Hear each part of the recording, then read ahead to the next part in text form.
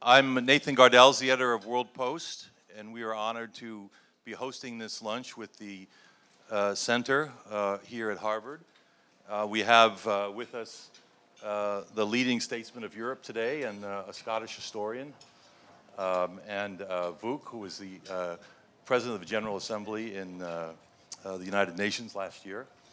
And I wanted to say a few words. I see in the audience several people who are already readers of the WorldPost, but perhaps some aren't familiar with the WorldPost since we just launched last January in Davos.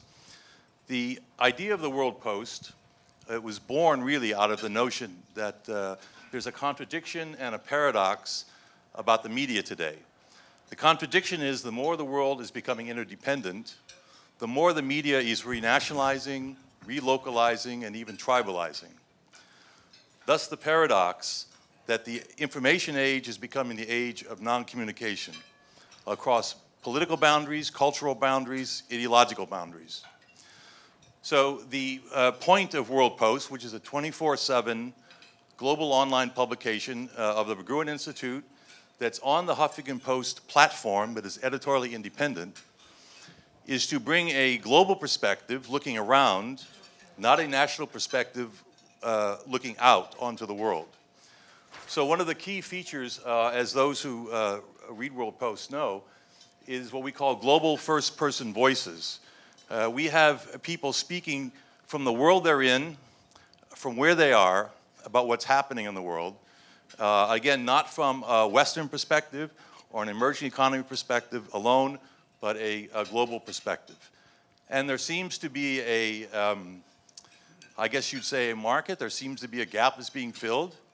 In the spring, we surpassed The Economist with 13 million unique visitors and 45 million page views. And it's a serious material that everyone here, let's say, would enjoy and find useful.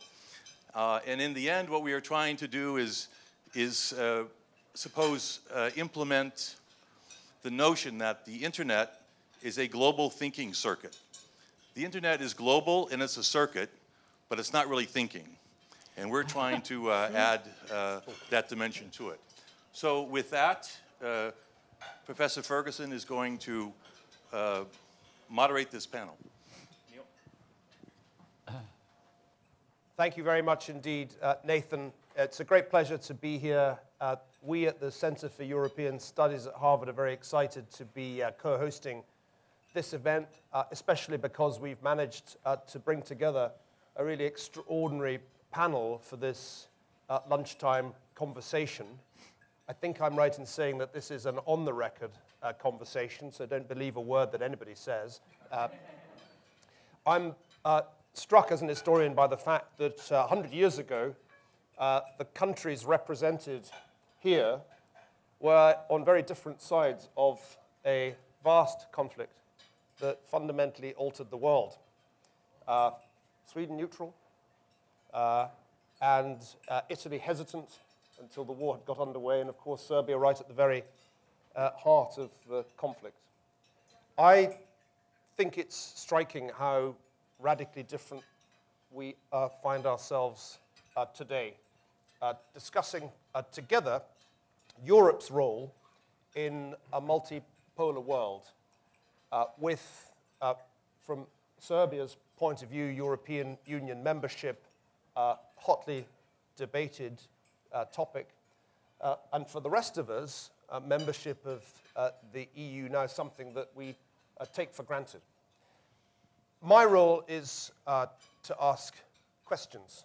The idea is that I'm going to ask each of our distinguished guests a couple of questions, and then we'll open the discussion up. I'm going to start with Carl Bildt to my left, Minister of Foreign Affairs of Sweden, still, though in light of recent political events, we may assume not for a whole lot longer. I almost forgot this morning, to my great embarrassment, that he was also Prime Minister of Sweden between 1991 and 94. And you are supposed to be an historian. It's a sign, I think, of just how unreliable historians are, that they make lapses like that. At least I'm admitting to my mistakes, which not all academics do. I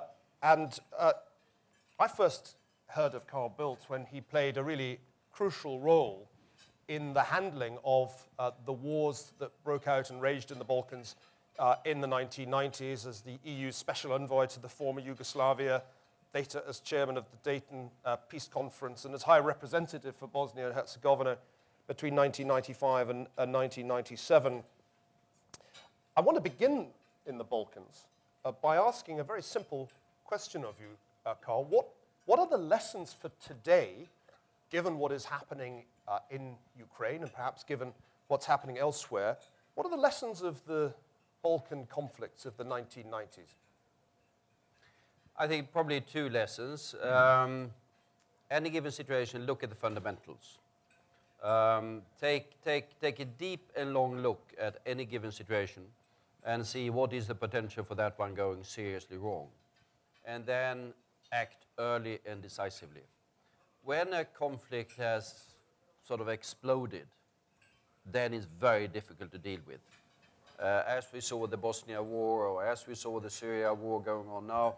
But if you get things right early on and act early on and decisively, you can often, I would say, well, that's easy to say, often control it or contain it. But that's bloody easy to say and much more difficult to do, needless to say. Because one of the dilemmas is, of course, that in order to act, whatever that means, it means that you must mobilize political support for doing whatever needs to be done. Mobilizing political support is dependent upon public opinion and other things often, and that often is very late in coming. It's often too late. You get the political support for doing things when it's actually too late in order to have any impact on the event. I think that's one of the lessons, not only of the different Balkan wars. We had different Balkan wars during 10 years, but also on some of the things that we see in the Middle East at the moment. Famously, it was said the hour of Europe had come right at the beginning of the breakup of Yugoslavia, and it turned out that it hadn't. Well, perhaps it had, but we slept. It might well have been that it could have been possible to bring it under control at that particular stage, but one didn't act decisively enough, be that political or be that in some other way. At that time, there wasn't anybody in the role of High Representative responsible for European Union foreign policy. Now there is, and I want to ask you as a second question, what do you think that role should be? In the old days, famously, Henry Kissinger joked he didn't know who to call when he wanted to speak to Europe. Well, now there is a number, and there is a person on the end of the line. But what should an EU foreign policy look like? No, we need to make up our minds what to say if Henry calls. To put in those particular, we have begun to set up the institutions of a common and foreign security and policy. I mean, we started with, we had Javier Solana there, and then we've had Cathy Ashton under the Lisbon Treaty with a lot of mandates and a lot of powers and an external action service and all of that. But of course, then it's a shakedown cruise for this entire thing. Now we're in the middle of the transition to new High Representative, and I think the number one thing is to have a recognition of the gravity of the situation. We have sort of a rolling revisionism to the east, and we have rising extremism to the south. It is the most exposed foreign policy position of the European countries that I can remember. And if we don't deal with it, it will deal with us. And then it's a question of sort of mobilizing support for the appropriate policies, whichever those are. And there I would add, as one of the dangers I see at the moment, the danger of a renationalization of foreign policies of Europe. There's always the temptation for Paris or Berlin to take those to say, we'll do it. But at the end of the day, even Paris and Berlin are small actors in the world of today and in relation to these particular challenges. Only by Europe acting together that we have any possibility, might not have any, but if we have any possibility of having some sort of impact.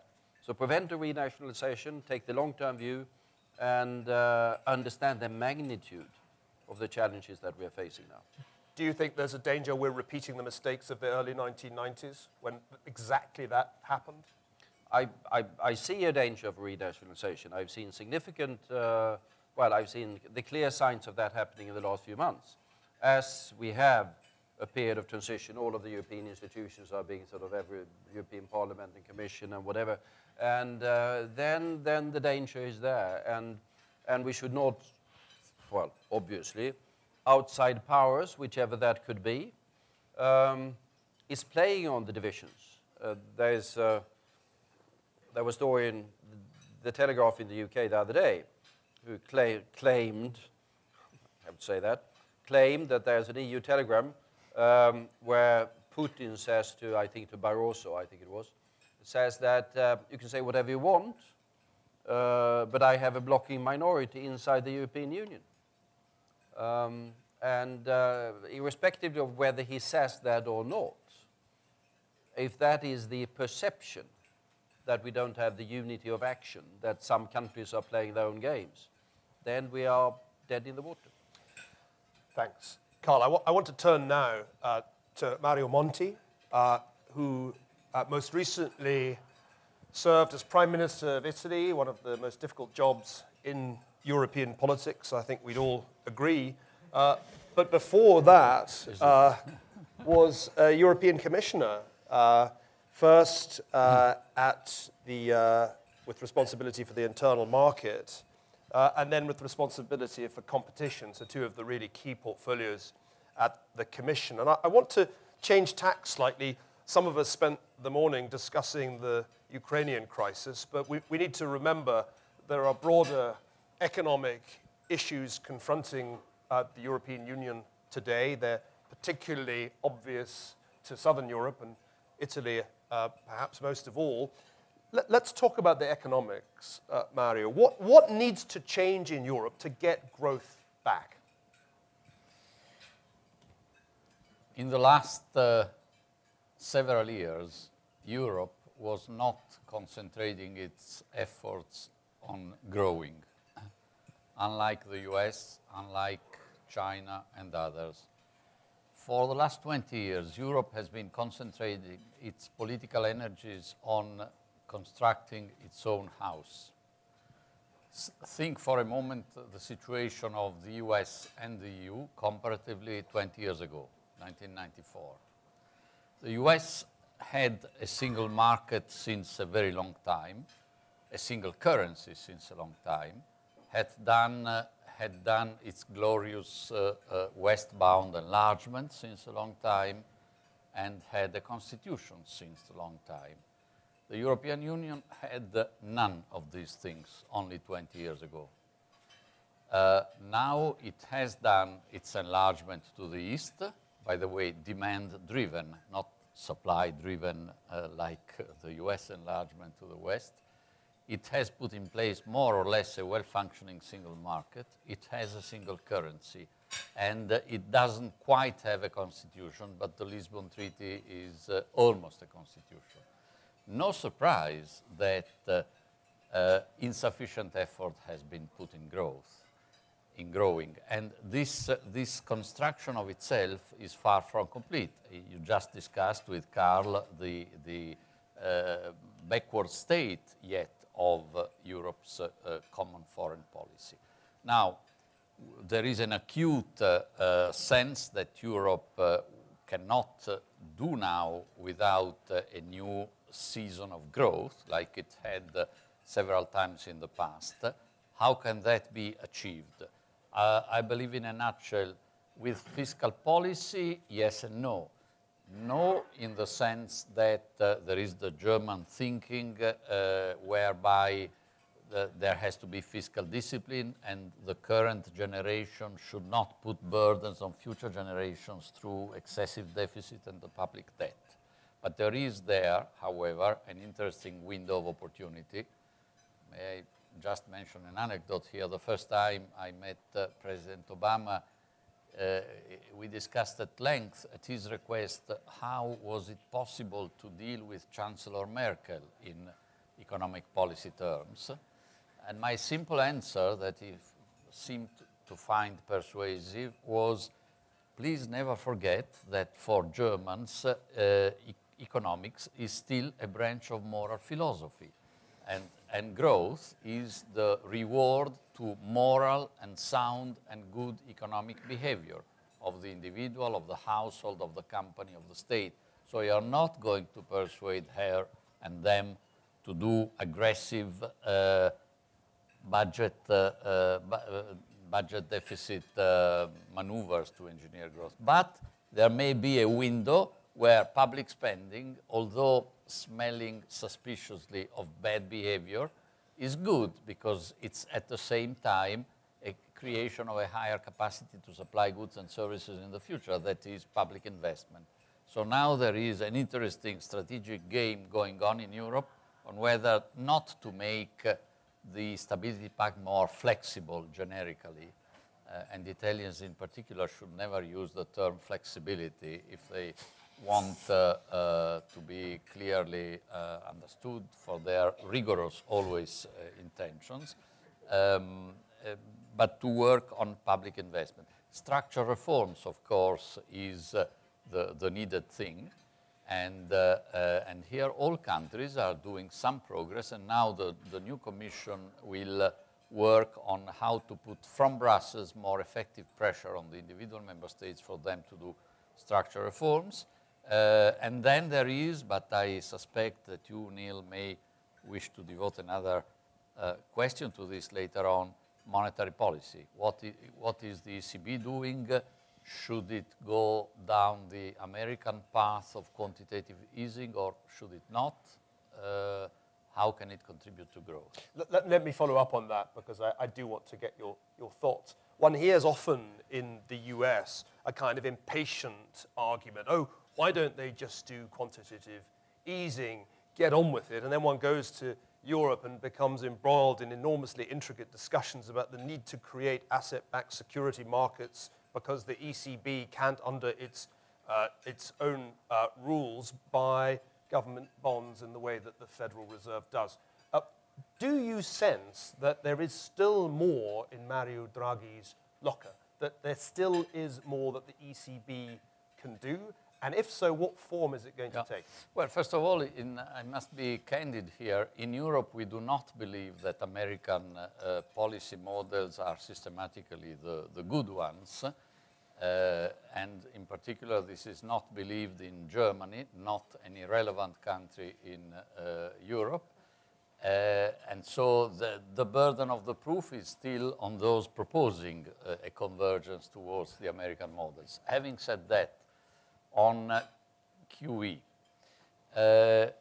not always do the Americans perceive one additional difficulty that the ECB has. I mean, if the Fed decides, and it may be right or wrong, to purchase huge amounts of treasury securities, it has one treasury in front of it whose securities to buy. If the ECB, decides to buy government securities, well, the government security of which country? And there is a distributional, an allocational issue which is not there in the US.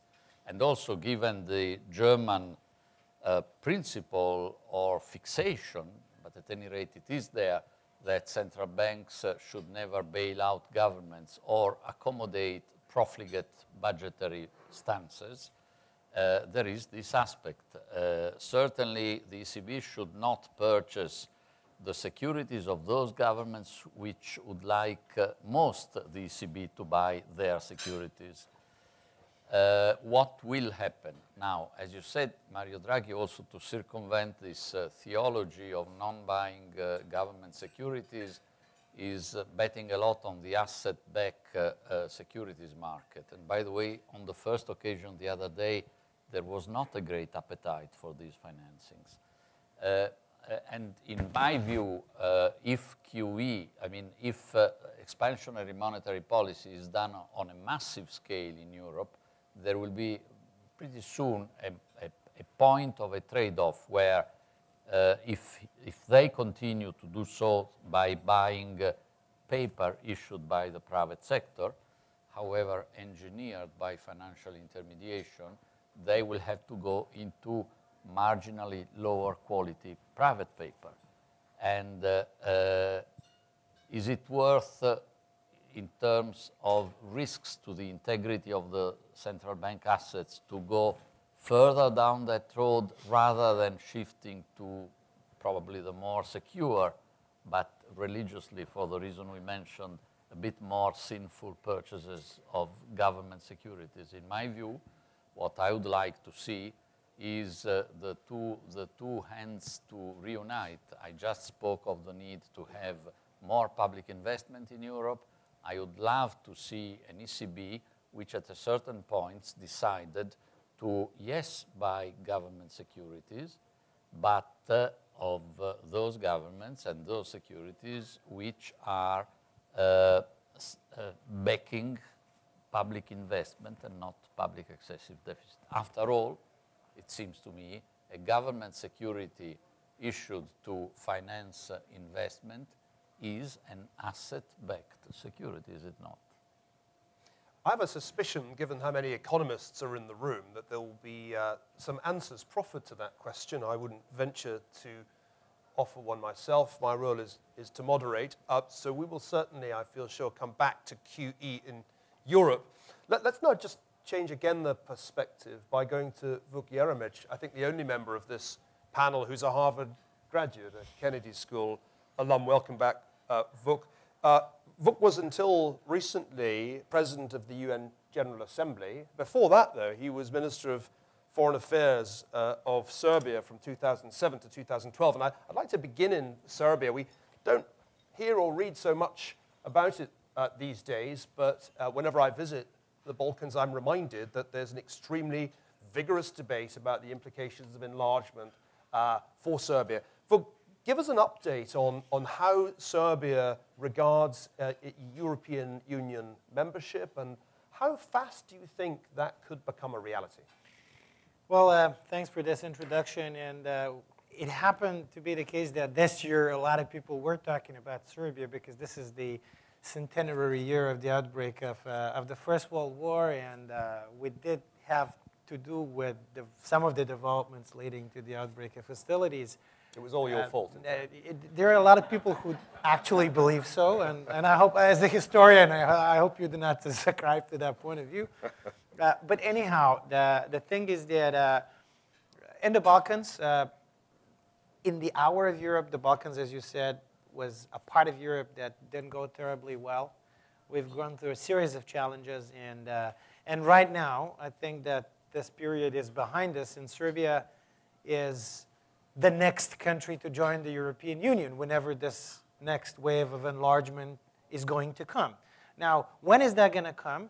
I'm not prepared to bet on that, because a lot of people who are going to be leading European institutions now for the next 5 years have said explicitly that in the mandate of this European Commission, there will be no enlargement. And it's also reflected in the fact that there is no commissioner for enlargement in the new commission like we used to have in the previous commission. Now we have a commissioner for the enlargement negotiations. Now, that's not a terribly promising signal for us in the Balkans, but I am an optimist when it comes to the Balkans integration. Of course, it also depends where do you draw the border of the Balkans. And if you talk to Turkey, they very much feel part of the Balkans because of history and also because of the way they're present in some of the European countries. But the enlargement and Turkey is a very long story and probably not to be opened here. I happen to believe that there was a huge historical opportunity missed with respect to Turkey's integration in the European Union. So Serbia's accession is going to be easier. But I think that what's going on currently in Ukraine, there are a lot of lessons to be learned from the breakup of Yugoslavia. And I think some of these lessons ought to be applied in how European family deals with this issue. And when I say European family, then there's, of course, this issue of how united is Europe, and is there a blocking minority, as you had mentioned. Because right now, at least from my experience, as president of the UN General Assembly, Europe's not terribly united. I was elected to the position of the president of the General Assembly. It was the first election after 20-something years, and every country voted. And some country of the European Union voted for me, and some countries of the European Union voted for the other guy inside the United Nations. So there's no common European front, at least not for now. And I hope that this question of unity of Europe is going to be resolved positively in the future. Let me ask you a UN question, and then I'll go to the floor. It struck me forcibly after a trip to Kyiv that what has happened to Ukraine, and specifically the annexation of Crimea, but also the invasion of eastern Ukraine, isn't that different from the point of view of the United Nations and international law from what happened when Saddam Hussein invaded Kuwait, claiming that it historically belonged to Iraq back in 1990. And yet our responses in these two cases couldn't really be more different.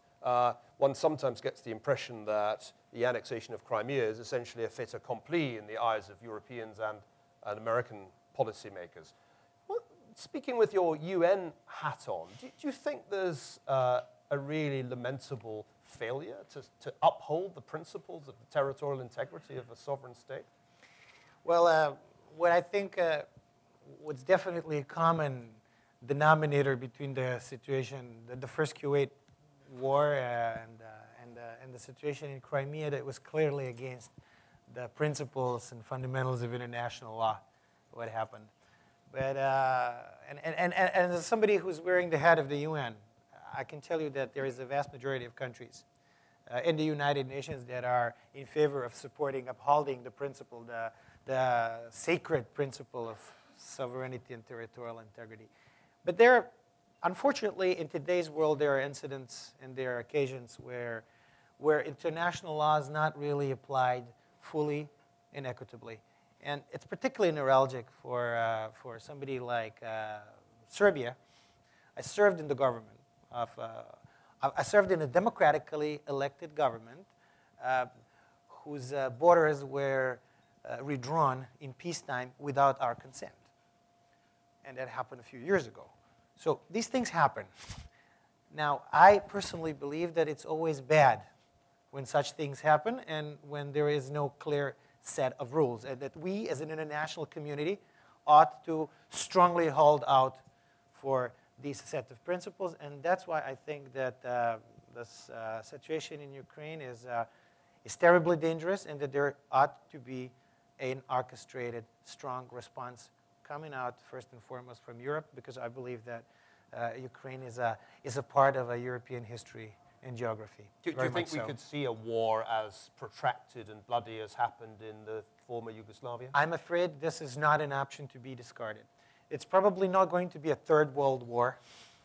I don't see a third world war breaking out over Ukraine, but I can see a potential bloody and drawn-out conflict similar to the ones that we've had in Croatia and Bosnia. We always like to bring you good news at the Center for European Studies. Well, with that, I'm going to open it up to the floor. If you have a question for our panel, please raise a hand. When you get the roving microphone, please identify yourself. Some of you I will identify. Those of you sitting at the back, I don't have any glasses, so I won't identify you. But regardless of whether I know you or not, please say who you are. Graham Allison is first at that table in the middle. Graham. Thank you very much, and thank especially to our panelists for coming.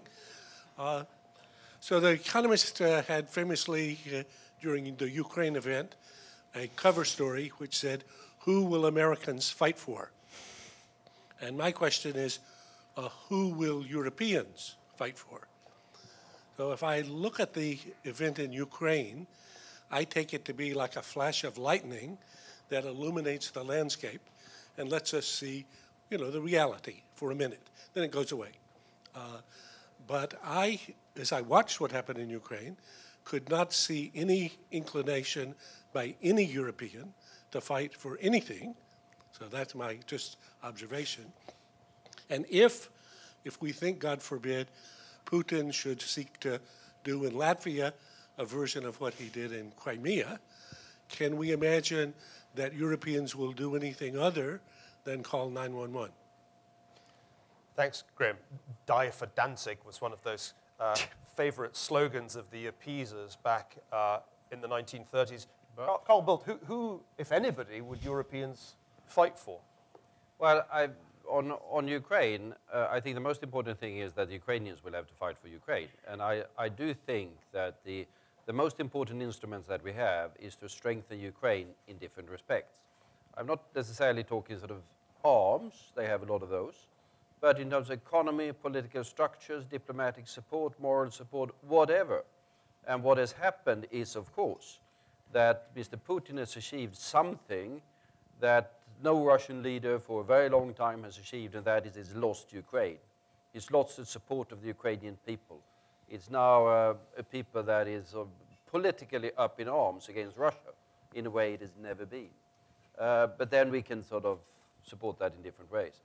As for the continuation, as Graham Allison alluded to, what will happen, I think one of the effects that you will see is that at least half of Europe will increase defense spending. You can draw a line in Europe down the middle, and the countries sort of a line down the middle of the European Union, and the countries to the east will increase defense spending, and the countries to the west probably won't. But you will see that.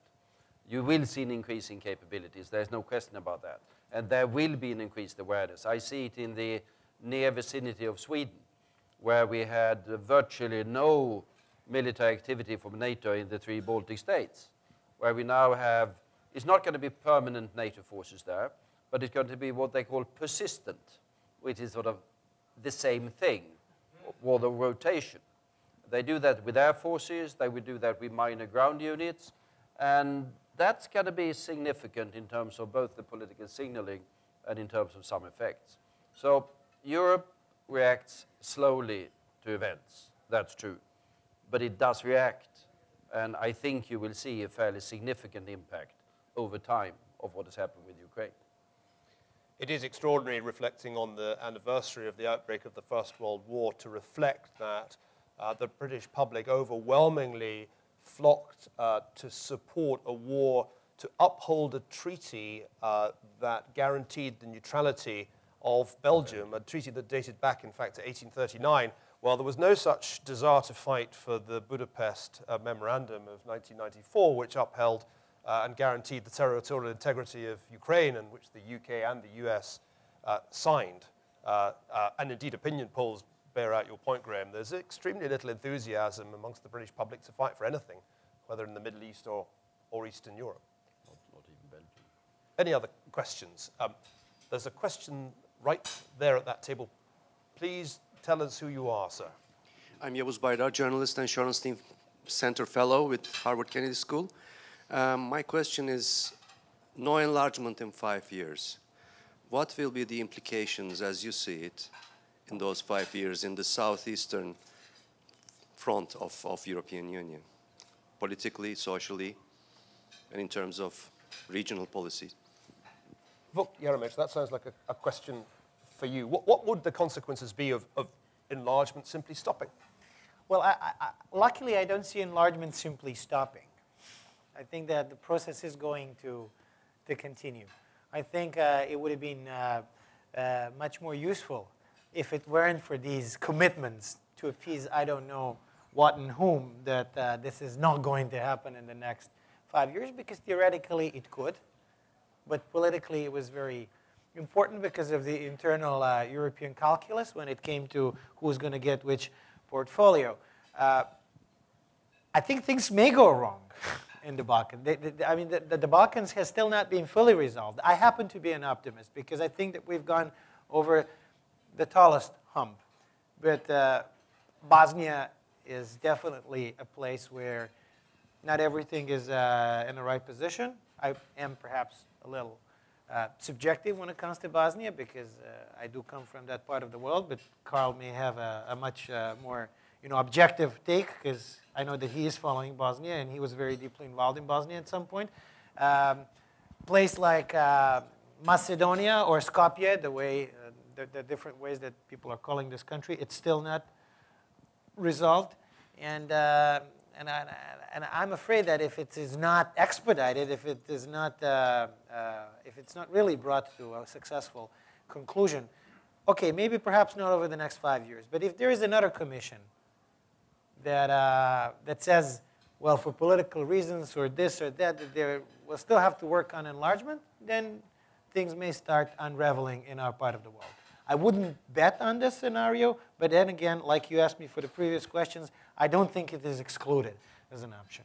Carl Bildt. No, and I agree. I have publicly criticized the Commission President Juncker for what he's done in that particular respect. I think it's an expression of strategic deafness on part of Mr. Juncker, I have to say. It doesn't necessarily mean that everything is going to go wrong in the Southeast Europe, but it significantly increases. It takes away a lot of the possibility of the European Union to influence things.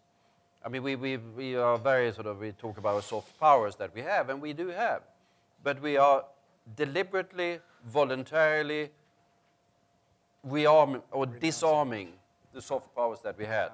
And taking into account that there are other forces available in the Balkans and in Turkey of a somewhat nasty character. I think it is an extremely short-sighted approach that has been taken. But can I just ask you a question? How does the experience of Slovenia and Croatia look to those in the waiting room, as it were, or in the outside in the cold? Do people regard this as a very desirable thing to do in Southeastern Europe? Actually, Serbia is right now, there was a European-wide poll, and I think Serbia came fourth when it comes to enthusiasm about Europe and about being a member of the European Union. And this was a poll of both European members and non-members. So in Serbia, there's still a very strong pro-European sentiment. The last few years were not terribly good years for Slovenia because they've gone through economic crisis. They were part of Europe that went through the euro crisis. And for Croatia, it's too early to tell because they had just joined. But it's about becoming a part of a wider family. And I think this is still desired in the Balkans. I hope that, like Carl said, this is not going to be ditched. Because it also sends signals to, for example, Ukraine. Because if you look at the map of Europe and you look at the Balkans, and if it's still like questionable, like we're not going to do it now in this term of the Commission, then what's left for Ukraine? If we're not going to do even Serbia or the Balkans in this Commission, then in how many more years we're going to start looking into Ukraine? And I think it was a big mistake back in the years where a clear European membership perspective was not given to Ukraine. Now it's very complicated, and I don't know if it can be done under the current circumstances, but I think what Carl said was fundamentally part of an answer to that question. Mario Monti, you said earlier when we were talking about this at the center that enlargement was the great success of EU foreign policy. What's your view on the next steps and how much further can enlargement go? Well, I was just going to say that Mr. Juncker is a very pragmatic man. I would not attribute a lot of importance to the fact that the portfolio has been defined for enlargement negotiations rather than for enlargement. One could even say that, to the opposite, this means that a process will be kept alive and in a way that reassures a bit those public opinions in the West which do not like to see enlargement as a too easy process. But so I would not be pessimistic. If circumstances will be positive, I would not rule out at all that the process for the West Balkans will continue and accelerate, which I think, my personal view, would be a good thing, because whatever one thinks about the Ukraine and Turkey, those two enlargements are much more problematic than the completion of the enlargement in the Balkans, in my view. There was a question at right at the back of the hall. Once again, please let us know who you are. Yes, thank you very much. My name is Daniel Mugam. I'm a fellow at the Center for European Studies. Just a question for Professor Monti, indeed on quantitative easing, as you predicted. Professor Monti, as an economist, how worried are you about the long-term implications of having moved into uncharted territory in monetary policy terms. We have, in major economies around the globe, negative real interest rates for years in a row, something that we've never had before. We somehow still believe that that is ultimately going to deliver us to some kind of sustainable economic recovery. How strong do you think the downside risks of that policy and those policies around the world actually are? Yeah. Well, I am one of those who believe that one major responsibility in the financial crisis post-2007 has been the gloriously applauded monetary policy of Chairman Greenspan for the previous years. So I tend to see the dangers of hidden overexpansions of the money supply. Having said that, I believe that presently the European monetary situation is different in the sense that the ECB has, through a number of years, worked essentially to build up its own credibility. It had to be over-restrictive. It has been, on occasions, over-restrictive. It has built up the credibility under Duisenberg, Trichet, and the initial Draghi that it can now afford to surprise the markets by occasionally deviating from a restrictive stance.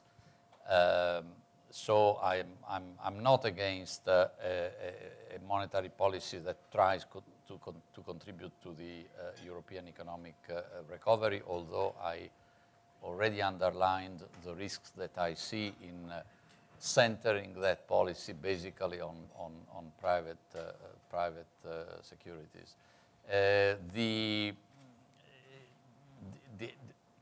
It's also true that Europe, because of its architecture, has prevented itself from using those way outs of great public indebtedness that had always been used over history, because it has been normally either inflation, if not hyperinflation, or restructuring of the debt. And we have in Europe, because of the German culture against inflation, understandably so, and many other countries, the Finnish culture, first and foremost, against any sort of debt forgiveness, we have prevented ourselves from going out easily of the high stock of debt that we have. But I believe that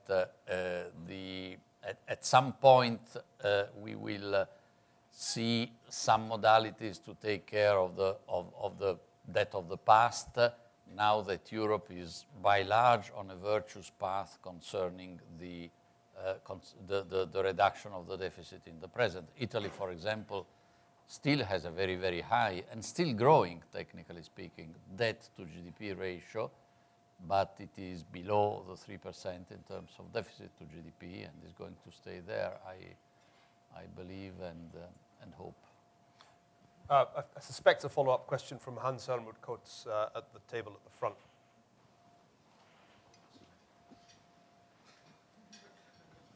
So, because Paul spoke of it, I have to confess to a major sin. I'm not only a fellow at the Center for European Studies, but I'm a recovering board member of Bundesbank.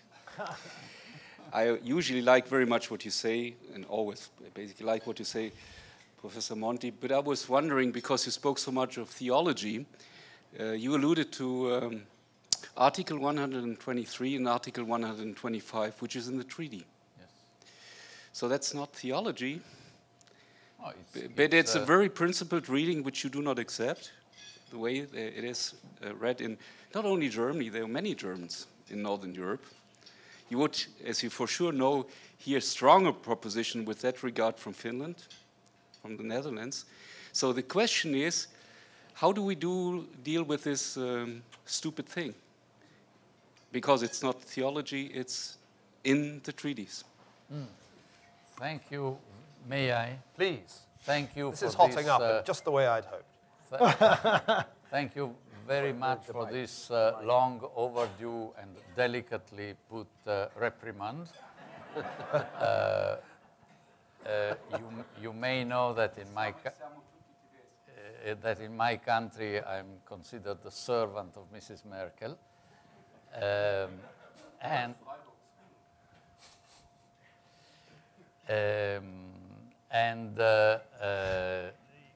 Well, it can be, I mean, theology can be enshrined in a legal text. And we have some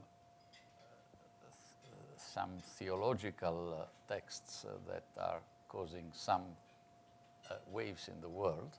But I happen to be a supporter of that theology. But I am a bit more German, because I support that theology when it is economically well-founded.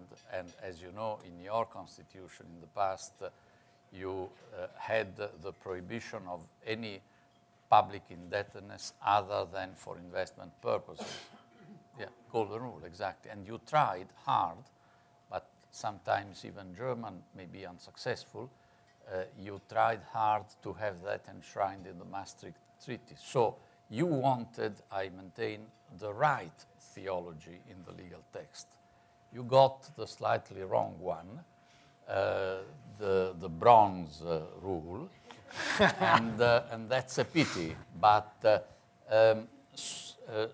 suppose I am a German boy and you are Mr. Schäuble. Do you accept the... No, okay. Nevertheless, I continue, but briefly. The beauty and the moral aspect of the Maastricht Treaty and the Stability Pact is to prevent current politicians from abusing of future generations. Okay, excellent. We know that that abuse is not really there if the proceeds of borrowing are used in serious public investment.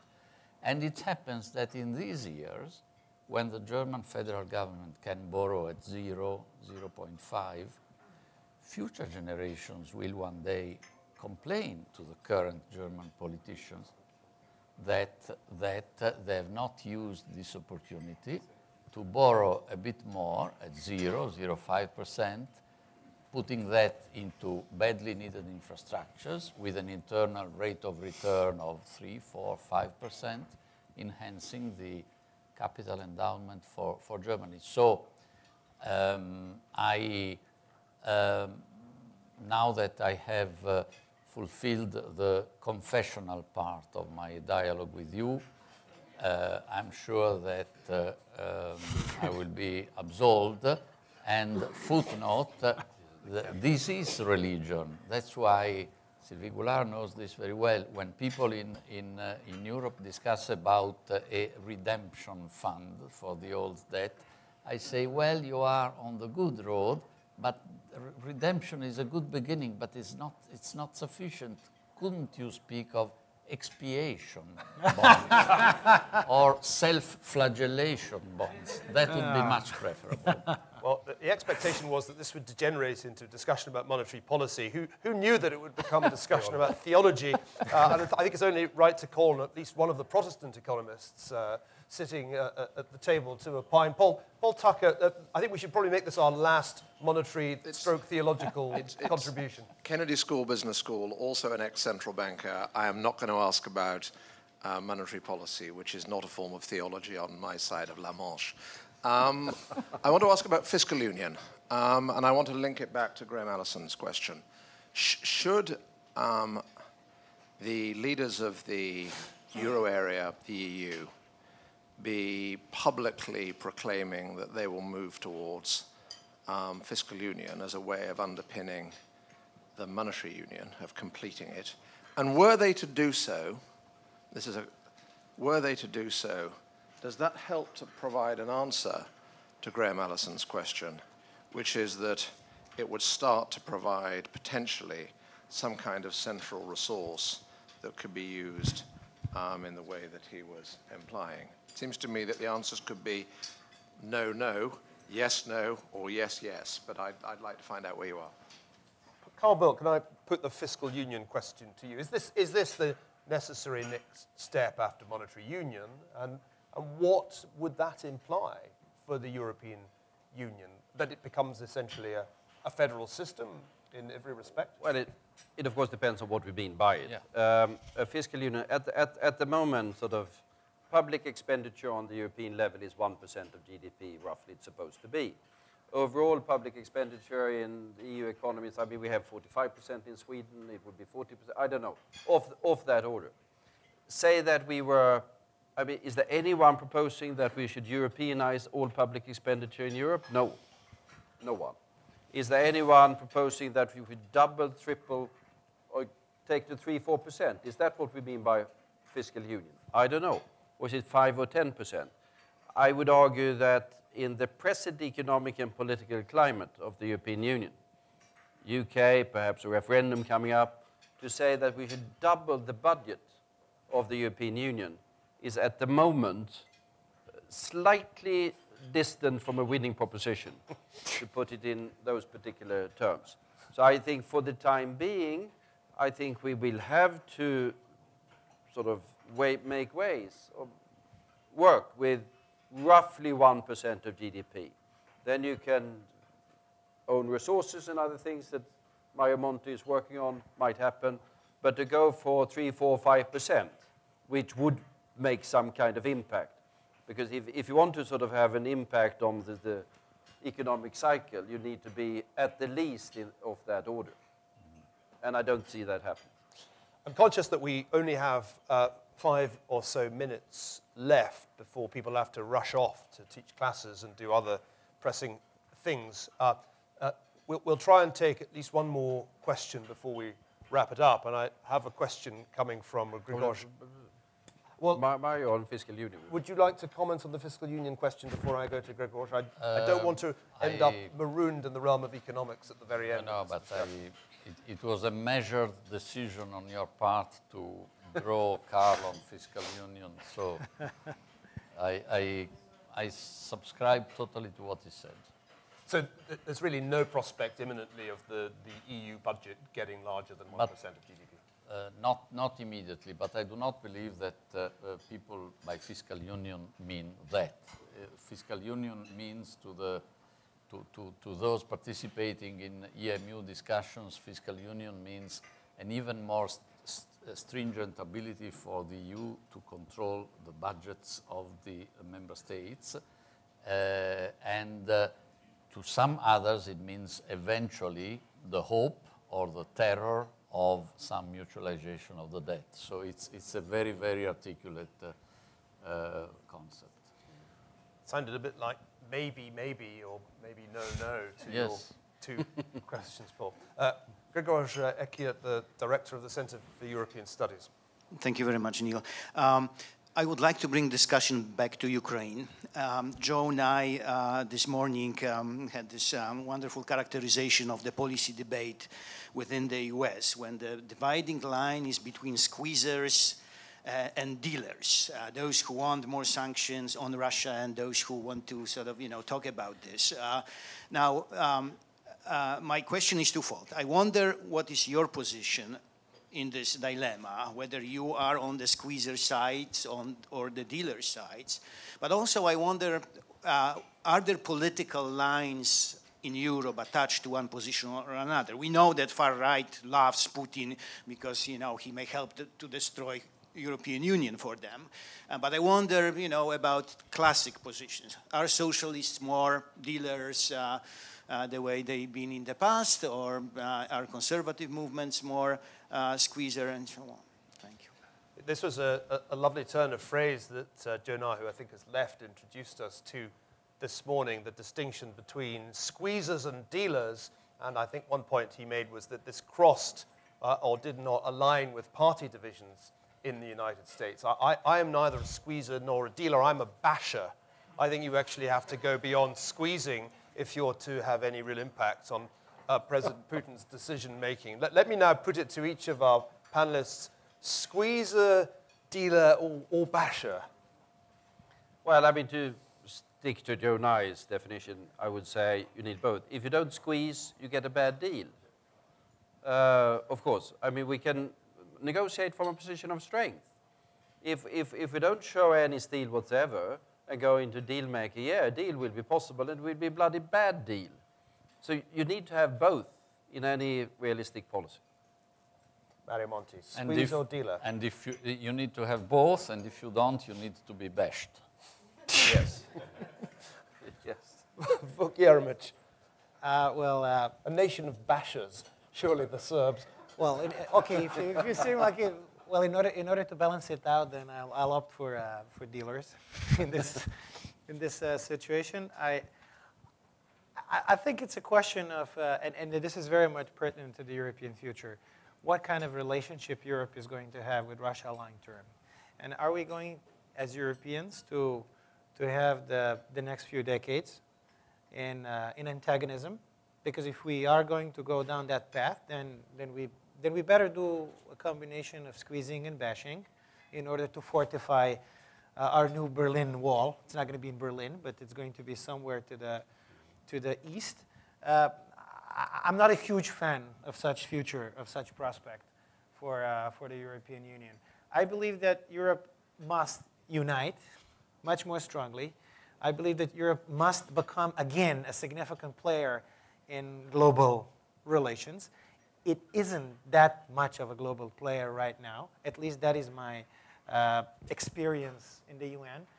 For example, today is in New York, there is a climate change summit. That is the last meeting of the world leaders prior to the big climate summit in Paris in the end of 2015. Last time when there was a climate meeting, it was in Copenhagen. Europe did not play a role. I think it is critical that Europe does play a role in issues of strategic significance like this.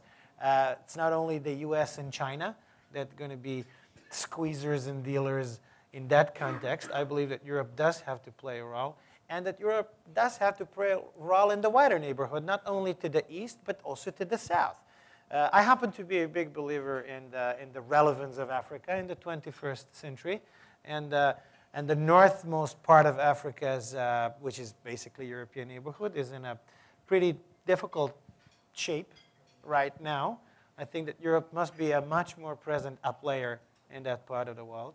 So in order for this to be effective, from the squeezing/dealing dilemma or bashing in the east, to the engagement in the south, to the being back into the leadership position in the world on issues like climate change, Europe needs to unite, because a split Europe doesn't mean much in today's world. Well, our mandate was to discuss Europe's role in a multipolar world, and I don't think we could really have wrapped it up in a better way than Jeremić just did. A credit to the Kennedy School. Ladies and gentlemen, thank you very much indeed for participating. Please join me in thanking the panelists.